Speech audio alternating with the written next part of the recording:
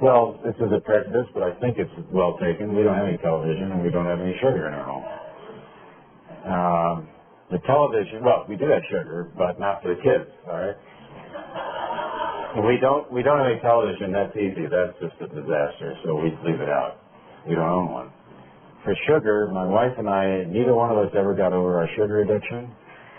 And this, sounds horrible. It's the truth. The children never have had sugar added to any of their food, and they will not eat food with sugar even if they're told to do it. The last time I remember them not doing what I told them to do was some years ago. Some people came to visit us, and these people had done a lot for us, and they were really nice people, and I did not want to offend them. And this lady brought a big box of donuts and sweet rolls, and they were going to eat with us. And she put some right in the middle of the table, and there are all the kids like little Tin Pins around the table, and here are these things she brought. And I was looking at them, and finally I said to the children, you could eat one if you like. Go ahead and eat one. I knew it wouldn't hurt them, one sweet roll. It wouldn't do it. The people were very angry. Later, we, however, every now and then, Orly would sneak down to the kitchen after everybody was asleep and make up a big batch of chocolate chip cookies, and she and I would eat them. I have a problem because I do all the grocery shopping, and I have the sweet tooth, and I fight it, but I'm not always successful. I'm doing the grocery shopping, is that cookie thing, and I'll buy these cookies. His older brother, Zachary, when he was, I don't know, probably 12, 13 or 14, I got my cookie stash somewhere where I was working. Not always, but it's there. And I noticed my cookies are disappearing. And I think, now you've done it. You wanted to keep the kids off sugar, but you didn't kill your own habit. Now you brought the cookies in, and now they're hooked. Somebody's hooked, and they're stealing cookies, just like I stole cookies when I was a little kid. And I tried to track this down. Finally, my oldest son admitted it. He said, I've been taking them and throwing them away, because you're more irritable when you're eating cookies. And it's true, people are more irritable when they eat sugar. But I spent a lot of my life doing research on nutrition, as did my wife, and we felt that it was better to raise children without added sugar. Of course, there's lots of sugar in your food. There's sugar in fruit, vegetables, there's sugar in everything you eat. It's not a question of sugar being bad, it's quantity. 20% of American calories come from sucrose, sugar. And it's the quantity which I believe is bad for your sugar metabolism and leads to various, and I've seen some effects of this.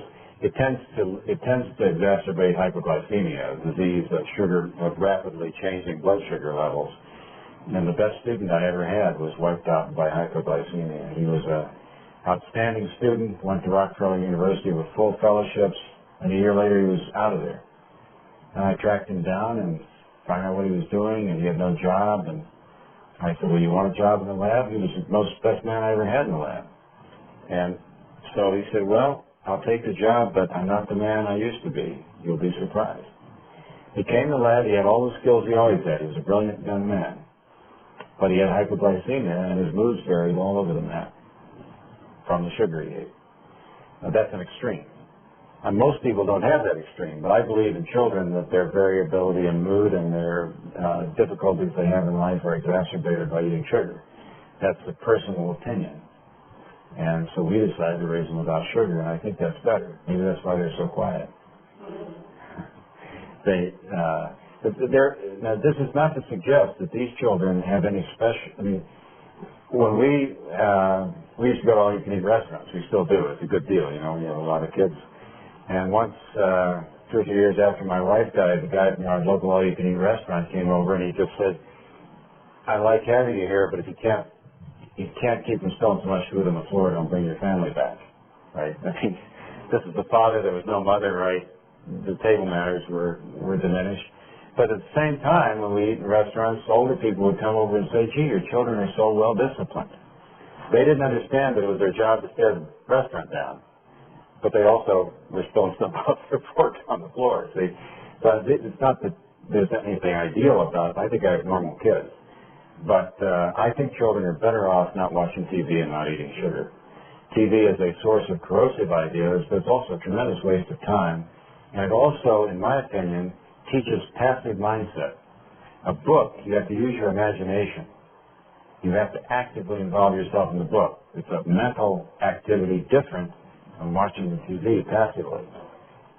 And I'm not addicted to TV, but if I'm away, you know, you've done this, you're in a motel room, you're alone, there's the TV, you turn it on for company, and you're hooked. It's midnight, you're still watching this thing, and in the morning you can't even remember what you saw. It's all passive. Anyway, I don't think it's a good thing to have in a home, and we don't have one. I have a friend who shot his, which I think is an extreme, but we just don't have one.